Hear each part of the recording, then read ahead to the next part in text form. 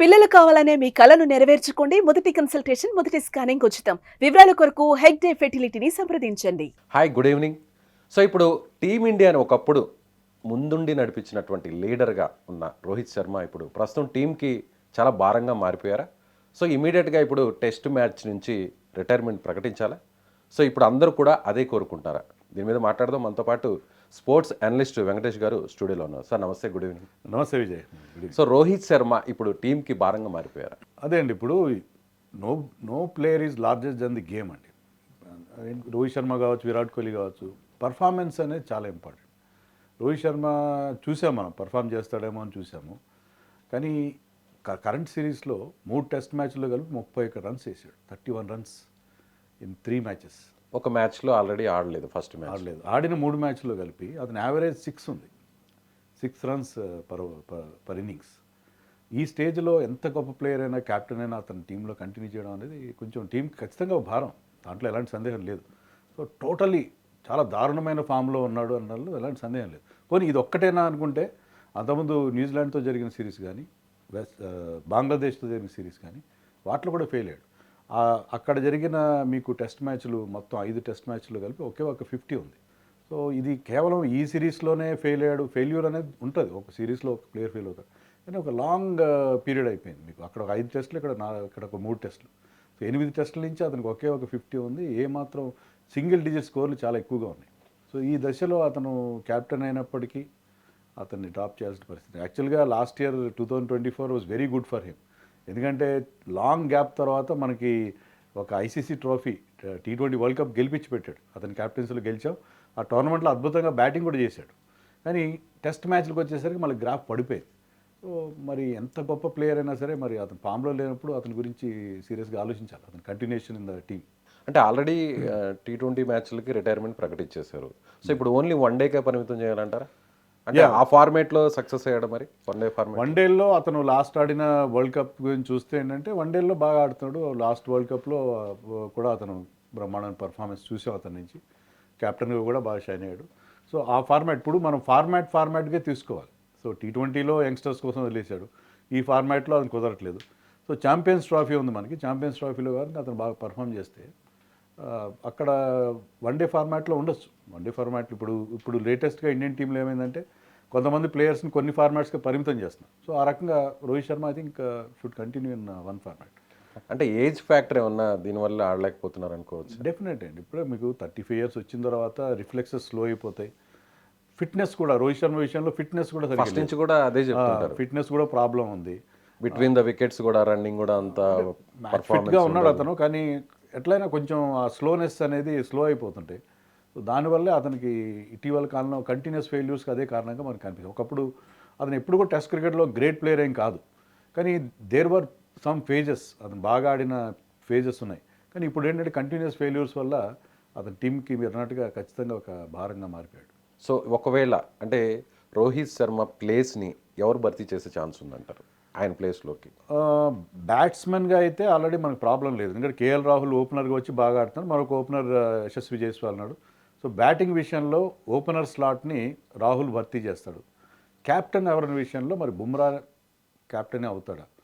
Bumrah captain అవ్వచ్చు, ఎందుకంటే బుమ్రా అద్భుతమైన బౌలర్. కానీ ప్రాబ్లం ఏంటంటే బుమ్రాకి కొంత రెస్ట్ ఇస్తూ ఉండాలి. బుమ్రాని కంటిన్యూస్గా టెస్ట్ మ్యాచ్లు ఆడించాలి. ఇప్పుడు ఇంగ్లాండ్తో నెక్స్ట్ మనకు 5 టెస్టుల సిరీస్ ఉంది. సో 5కి 5 టెస్ట్ మ్యాచ్లో అతను ఆడిస్తే అతనికి ఏంటంటే కొంత పీరియడ్లో ఒక 2 టెస్ట్ మ్యాచ్లో అతనికి రెస్ట్ ఇవ్వాలి. అతను వర్క్ లోడ్ మేనేజ్ చేయాలి. సో అలాంటి క్యాప్టెన్ని మనం ఆడించుకోవచ్చా? ఎందుకంటే ఒక ఫాస్ట్ బౌలర్ని క్యాప్టెన్గా పెట్టుకుంటే మీరు మళ్ళీ ఇంకొక ఆల్టర్నేటివ్ని ఎదుర్కోరు. సో ఆ కంటిన్యూటీ ఉండదు. అదొక్కటి బుమ్రా విషయంలో మనకున్న ప్రాబ్లం. వేరే వాళ్ళు కూడా ఎవరు అవైలబుల్గా లేరు. ఇప్పుడు శుభ్మన్ గిల్ అతని ప్లేసే సరిగ్గా లేదు టీంలో. మనం రిషబ్ పంత్ విషయం చూస్తే ఏంటంటే అతను ఇర్రెస్పాన్సిబుల్గా ఆడుతున్నాడు. అతనికి ఇంకా పూర్తిగా బాధ్యత అనేది కనపట్లేదు. అతను ఆడే గవాస్కర్ కూడా ఎలా తిట్టారో కూడా మనం చూసాం అక్కడ. సో అతను కొట్టే షాట్స్ కానీ అతను ఆ పూర్తిగా ఆ రెస్పాన్సిబిలిటీ అనేది చూపిస్తున్నట్టుగా లేదు. సో ఆల్టర్నేటివ్స్ కూడా లేవు. సో ఒకవేళ ఉంటే బుమ్రా క్యాప్టెన్, వైస్ క్యాప్టెన్గా రాహుల్ని పెట్టుకుని మనం ప్రస్తుతానికైతే నడిపించాం. అంటే మీరు అన్నట్టు ఫాస్ట్ బౌలర్ మీద ఎప్పుడు కూడా వర్క్ లోడ్ అనేది ఎక్కువ ఉంటుంది. Yeah. సో దాని ప్రభావం ఏమన్నా మ్యాచ్ మీద పడే అవకాశం ఉందంటారా తన గేమ్ మీద? ఇప్పటివరకైతే ఏం పడలేదు. 4 టెస్టులు వరుసగా 4 టెస్టుల్లో మనకి ఈ సిరీస్లో ఒక బ్రైట్ స్పాట్ ఎవరంటే అది బుమ్రానే. బుమ్రా బుమ్రా బాగా బౌలింగ్ వేయడం వల్ల మనం ఈ పొజిషన్లో 2-1 పొజిషన్లో అయినా ఉన్నాం.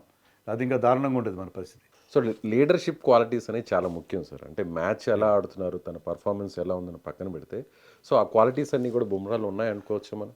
అంటే మనకి పెద్దగా sample size is very very small. ఎందుకంటే 2 టెస్టుల్లో మాత్రం క్యాప్టెన్ చేశాడు. ఇంగ్లాండ్లో ఒకసారి చేశాడు, కరెంట్ సిరీస్లో చేశాడు. ఆస్ట్రేలియా ఫస్ట్ మ్యాచ్, ఇంగ్లాండ్తో జరిగిన టెస్ట్ మ్యాచ్లో మనం ఓడిపోయాం, ఇక్కడ గెలిచాం.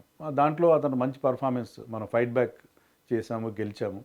సో ఇప్పుడున్నంత వరకు అయితే అతను ఒక మంచి లీడర్గానే కనిపిస్తున్నాడు. అంటే లీడర్షిప్ అంటే మీరు అన్నట్టుగా మ్యాన్ మేనేజ్మెంట్, అంటే ప్లేయర్స్ని అందరినీ ఇన్స్పైర్ చేయడం, వాళ్ళని మోటివేట్ చేసి వాళ్ళని పర్ఫార్మెన్స్ రప్పించుకోవడం, అది బుమ్రా చేయగలుగుతాడంటే అంత యానిమేటెడ్గా, అంత అవుట్ స్పోకెన్గా కనబడ్డు అతను.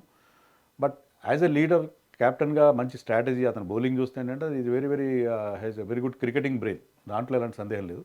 బట్ ఓన్లీ థింగ్ ఏంటంటే మరి మోటివేట్ చేయగల దానికి కోచెస్ కానీ, ఇప్పుడు టీంలో మీకు క్యాప్టెన్ ఒక్కడే ఉండడు, క్యాప్టెన్తో పాటు కొంతమంది లీడర్స్ ఉంటారు. లీడర్స్ లైక్ విరాట్ కోహ్లీ, రిషబ్ పంత్, వీళ్ళు ఏంటంటే సీనియర్స్గా ఉండి యంగ్స్టర్స్ని మోటివేట్ చేయడం వాళ్ళు చేస్తారు.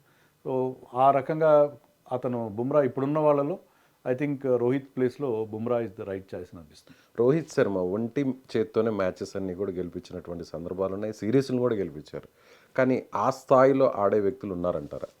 ఇప్పుడు రోహిత్ కానీ విరాట్ కోహ్లీ కానీ వాళ్ళు జనరేషన్ టాలెంట్ అంటారు. వాళ్ళు once in a generation products వాళ్ళు.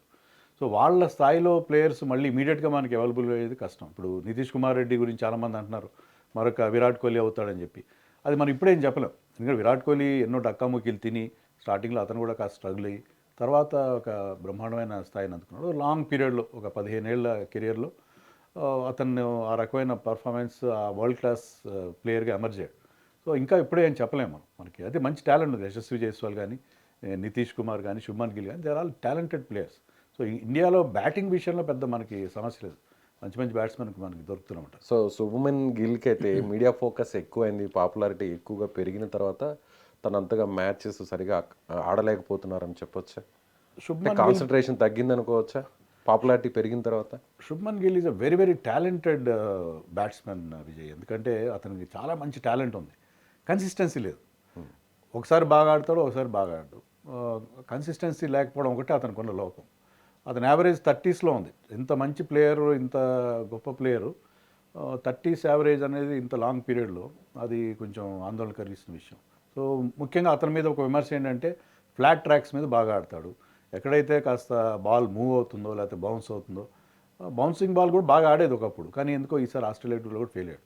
సో అతను కేవలం బ్యాటింగ్కి అనుకూలంగా ఉండే పిచ్ల మీద మాత్రమే బాగా ఆడతాడా అనే ఒక ఫీలింగ్ ఒకటి కలుగుతుంది. బట్ అతనికి ఉన్న టాలెంట్తో ఇలాంటి ప్రాబ్లమ్స్ నుంచి అతను బయటపడి, మీరు అన్నట్టుగా ఈ డైవర్షన్స్ చాలా ఉంటాయి. ఈ టాప్ క్లాస్ క్రికెటర్స్ స్టార్స్ అయిపోయిన తర్వాత అవన్నీ వదిలేసి గేమ్ మీద ఫోకస్ పెట్టి తనకు ఏవైతే వీక్నెస్లు ఉన్నాయో వాటి నుంచి బయటపడచ్చు. Still very young.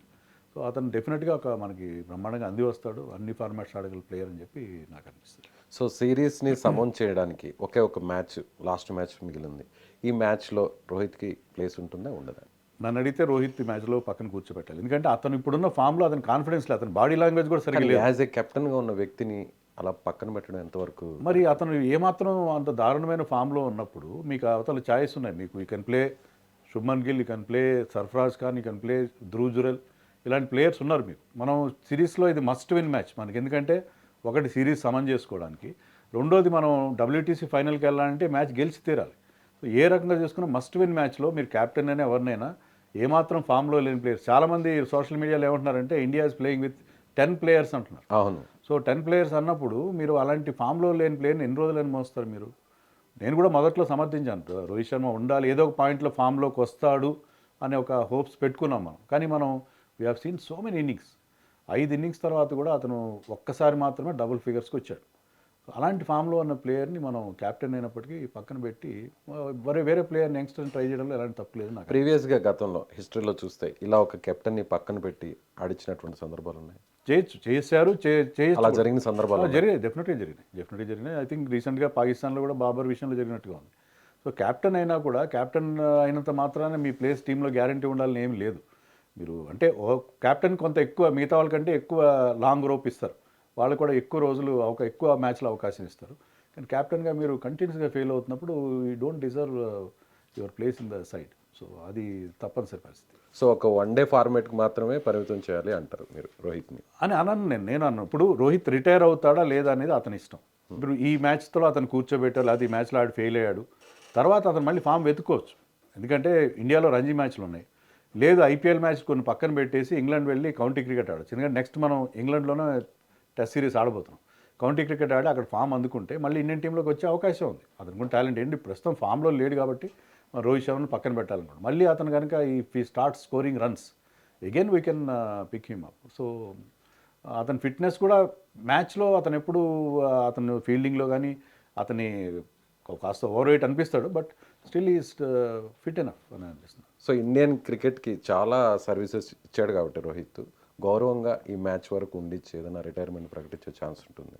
అంటే రిటైర్మెంట్ అతను ప్రకటిస్తానని ఏమాత్రం ఇండికేషన్ ఇవ్వలేదు. ప్రెస్ కాన్ఫరెన్స్లో కానీ ఎక్కడ కానీ నేను రిటైర్మెంట్, ఒకవేళ సెలెక్టర్స్ అతను మాట్లాడి రిటైర్మెంట్ ప్రకటిస్తానంటే ఒక ఫేర్వెల్ టెస్ట్ ఇవ్వడంలో ఎలాంటి చాలా బాగుంటుంది. అలాంటి గొప్ప క్రికెటర్కి ఫేర్వెల్ టెస్ట్ ఇచ్చి అతన్ని చాలా గౌరవంగా సాగనంపితే చాలా బాగుంటుంది. కానీ ఆ పరిస్థితి కనిపించట్లేదు, కనపట్లేదు. మరి అతను రిటైర్ కావాలి. రిటైర్ కాను అంటే మీరు డ్రాప్ చేయాలి. You have to take harsh decisions.